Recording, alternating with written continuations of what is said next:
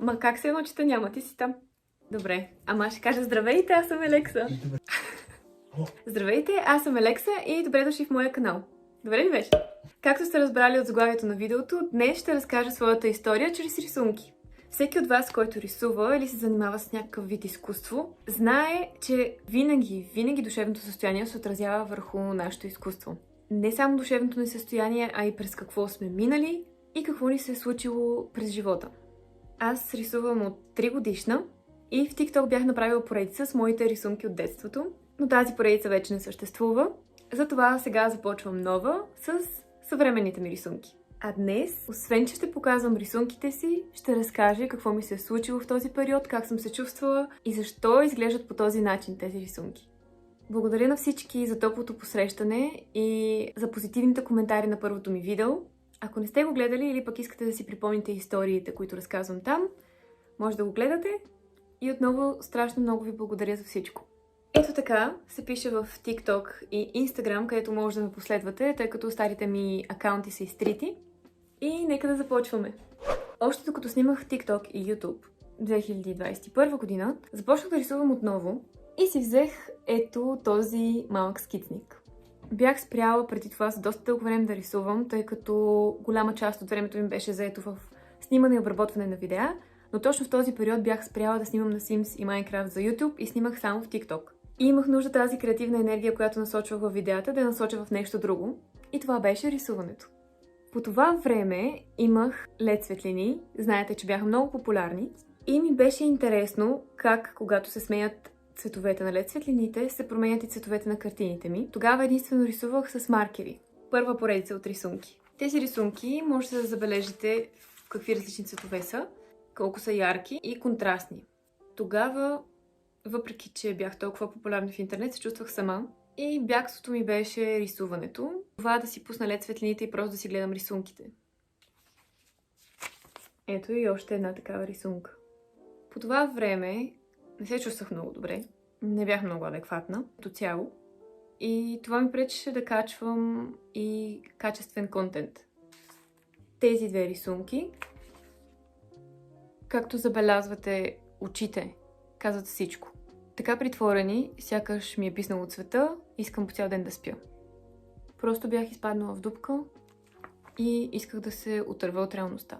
Но въпреки всичко това, все още държах в себе си и сладките малки елементи от рисунките ми, които ми напомняха всъщност коя съм аз. Когато направих тази рисунка, си казах, леле, това съм аз. И се асоциирах с някаква рисунка, вместо всъщност да помисля коя съм и какво искам да правя. Много често хората се заблуждават и се опитват да се асоциират към нещо, вместо да имат своя собствена личност. Казваш си, аз съм човек, който обича това, това и това, слуша такава и такава музика, еди каква си зодия, еди какви си дрехи харесвам, играя тези и тези игри или пък не играя игри, харесвам този спорт, не харесвам спорт. И така човек се ограничава в някаква област и спира да се развива, спира да развива личността си и стои в една малка кутийка. В тези рисунки просто вкарвах различните елементи от този тип рисунки, които пусках на LED светлините. Вижте просто тук очите на жабата. Абсолютно може да се познае по начина, по който съм рисувала, че нещо не е било наред с тези ярки цветове и контрасти. Това беше може би декември 2020 и януари 2021. Защото си спомням, че януари или февруари 2021 ми излезе едно топче на врата. Тогава бях в София и нямах достъп до личния ми лекар, тъй като тя беше в Сандански. Отидох на преглед в София, но нищо не ми казаха. Аз много се бях притеснила, не знаех какво е, защото не ме болеше, но се местеше и просто исках да разбера какво се случва. Тогава се прибрах в Сандански и личната ми лекарка каза, че трябва да го отрежем, без да сме пускали никакви изследвания и да знаем дали това трябва да се реже. Аз просто исках да се махне, за да не се притеснявам за това и да продължа с живота си. И затова, без да казвам на майка ми, просто отидох да ме оперират. Представям си колко се е притеснила, когато тя звънна на баба ми, тъй като аз бях с нея, и баба ми просто й каза, Лени, в момента я оперират. Все още имам белег. Все още не знам какво е било. Казаха, че са го пуснали за изследване, но така и не ми дадоха резултати. След операцията имах местна упойка. Когато ме отпусна упойката, бях много зашеметена. И сега ще ви покажа рисунките, които направих, докато се възстановявах от тази операция. Не беше много дълъг период, в който се възстановявах от това, но пък трябваше да запълня с нещо времето си, тъй като не можех да правя нищо друго, пък и не исках. Харесваше ми да рисувам. На самите рисунки можете да забележите отново тези детайли с ярките цветове, контрастите, но тук вече започва да се включва и doodle art, което по-нататък беше голяма част от изкуството ми. Специално за октопода, помням си, че бях искала да започна поредица, в която правя рисунки от емоджита, които вие ми давате, и някой ми беше дал тези 3 емоджита: октопод, гъби и дъга.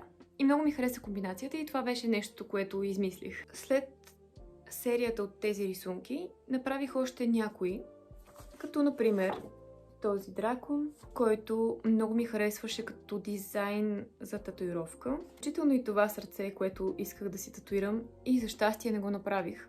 Всъщност, аз още от 9-ти клас исках татус, защото беше модерно, защото ми отиваше на стила, който бях избрала, а именно рокаджийски, металски, с черните дрехи и веригите. Но просто това беше стил, към който се причислявах, и група от хора, към които исках да принадлежа. Не виждах по какъв начин отразява това, което съм аз. И да, много хора казваха: това е фаза.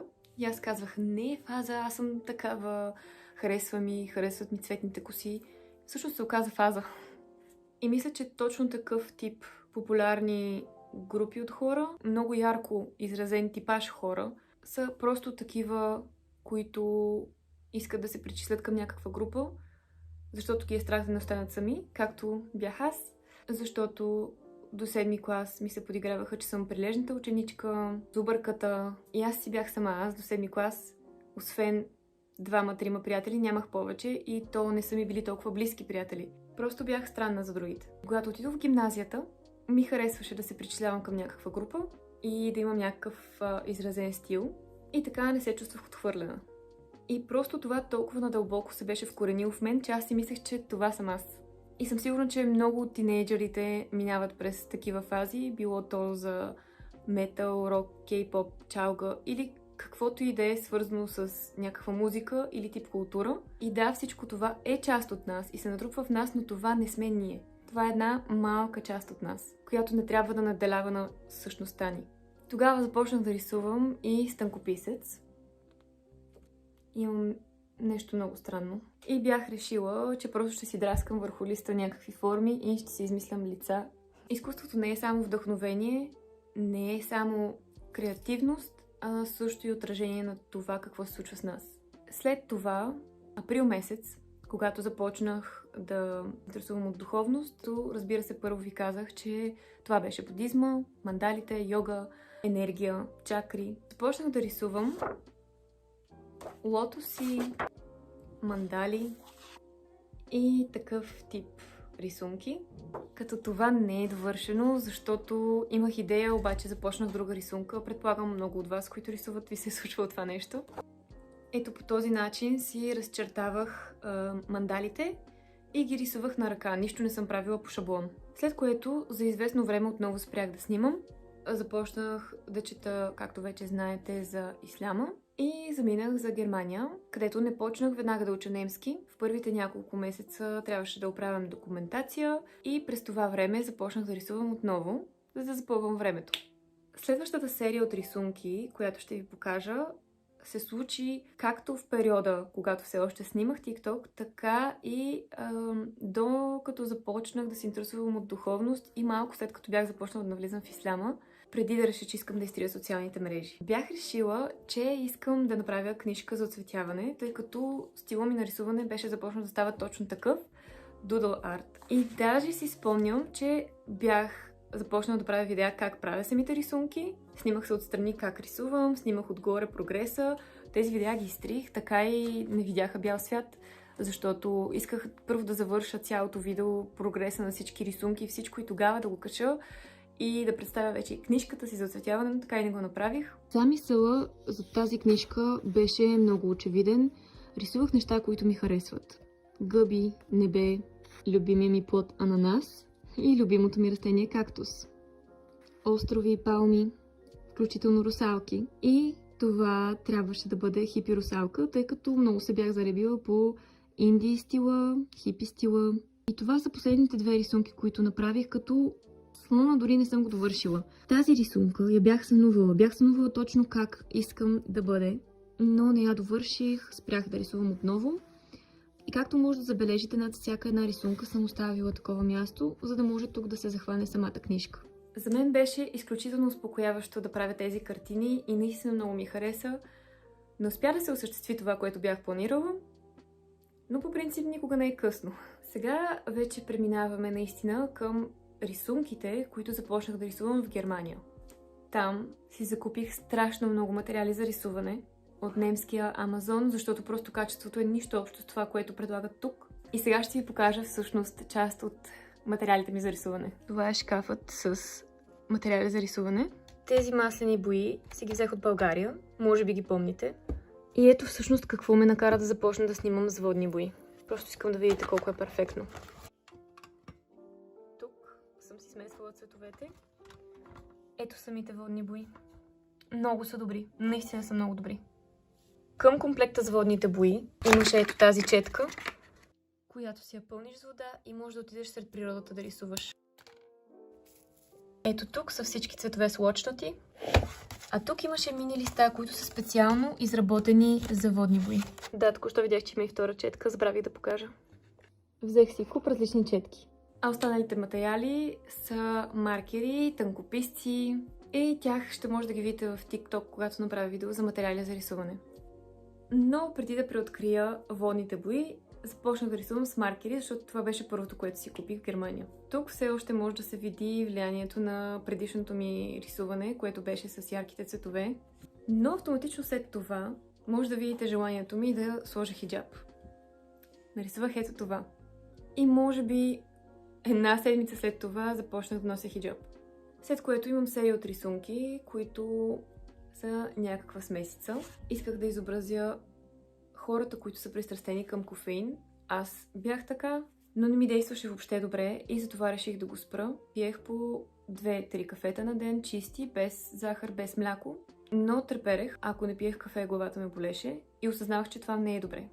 Затова един ден просто реших, че ще започна да намалям количеството и започнах да го разреждам с мляко. Една седмица го пих с мляко, на следващата седмица пих през ден с мляко и след това още порядко пиех, то след това го спрях изведнъж рязко. Да, имала съм дни, в които ми е боляла главата, но съм си казала, че трябва да го изтърпя, за да може после да ми е по-добре.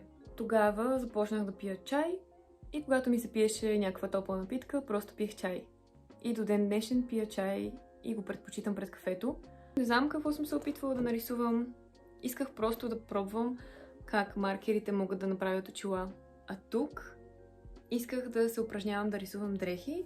Като малка също много обичах да рисувам дрехи и започнах да рисувам тела и дрехи върху тях.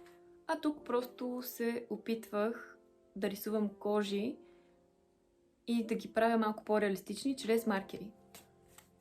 Какво нарисувах с водните бои? Първо ще кажа, че това, което ме вдъхнови да рисувам с водни бои в Германия, беше природата там. През пролетта. Всичко беше зелено. Имаше толкова красиви езера.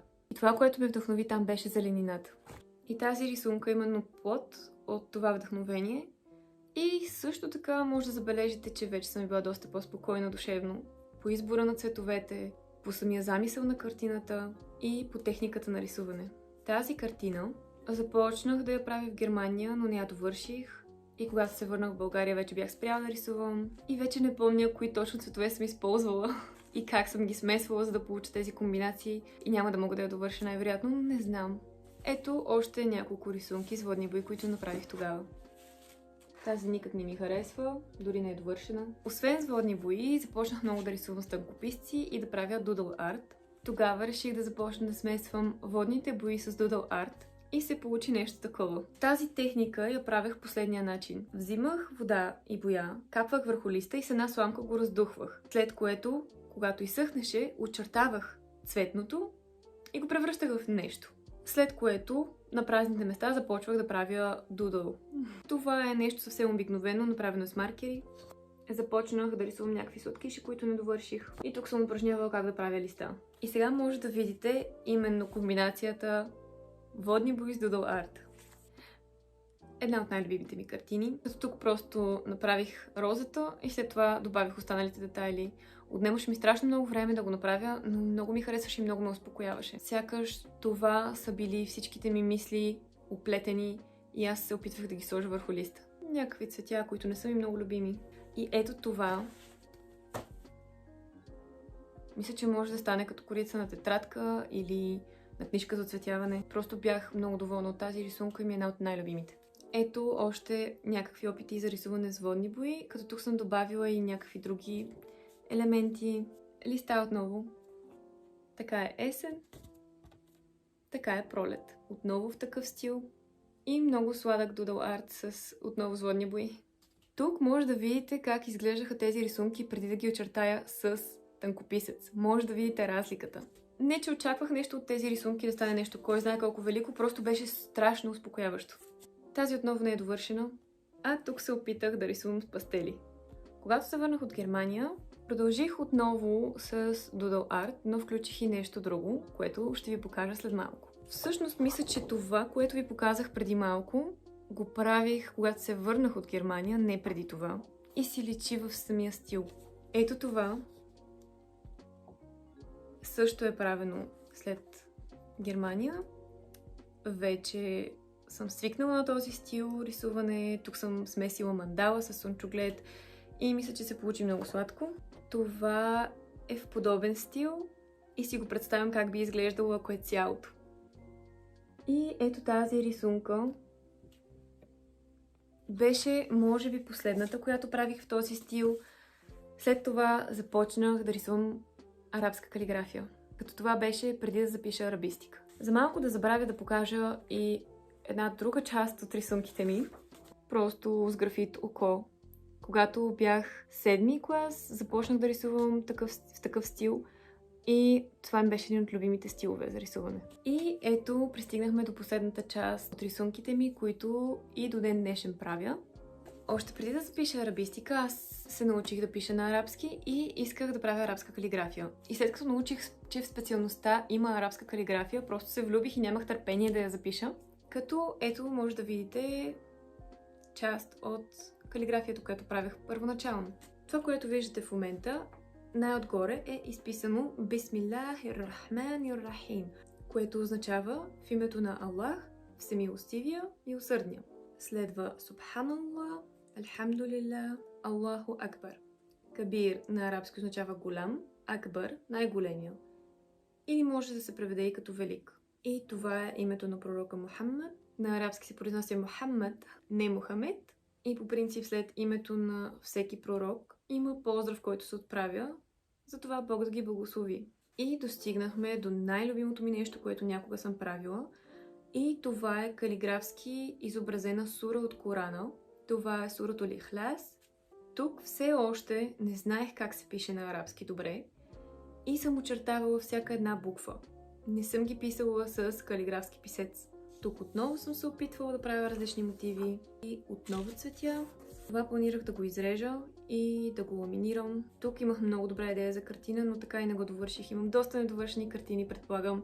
Тези от вас, които рисуват, знаят чувството. Имахме задача по арабско изкуство във втори курс и аз започнах една картина, но не я довърших. Просто се случиха много неща тогава. Тогава се запознах с мъжа ми и някак си нямах време да правя допълнителни неща от това, което се изискваше от нас. А когато в първи курс, втория семестър, започнахме да учим арабска калиграфия, това са първите опити. Така учехме да правим калиграфия в стил рука, което означава ръкопис. Има много стилове в арабската калиграфия, може би това подлежи на съвсем отделно видео. А ето тези 3 калиграфски рисунки съм ги правила вече с калиграфски писец, както и предишните, които видяхте, на които само се упражнявахме. Като стигаме вече и до последната картина, която правих. Като тази рисунка съм я правила с Golden Leaf, златен лист и лепило. И малко се размаза, защото не изчаках лепилото да изсъхне достатъчно. Самите рисунки от началото до сега може да видите какво разнообразие имаме от стилове и разбира се какво ми се е случвало през това време. Благодаря ви, че изгледахте видеото. Ако ви е било интересно, кажете ми дали ви харесват такъв тип видеа, вие в какъв стил обичате да рисувате и също така съвсем скоро очаквайте и видео с мъжа ми. Отново подсещам как са профилите ми в останалите социални мрежи. Благодаря ви, че гледахте и до скоро!